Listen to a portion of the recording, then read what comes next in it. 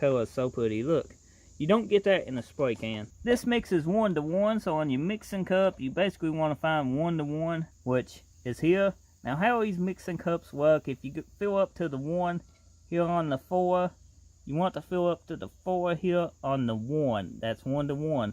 If you fill up to the 4 here, that just added 15%. That's in case you want to add reduce or anything. So I'm going to fill up all the way to the 5 because we're painting 2 motors. And it's probably going to be overkill. We're a little bit above the 5 mark, so we just come a little bit above the 5 mark on the other 1 section. So let's just fill this up. Now you want to save some of this to clean your gun out with. I got enough to clean my gun. Just keep that in mind. So now you want to mix it. And you get a strainer to catch dirt that might be in it, hardened pigments.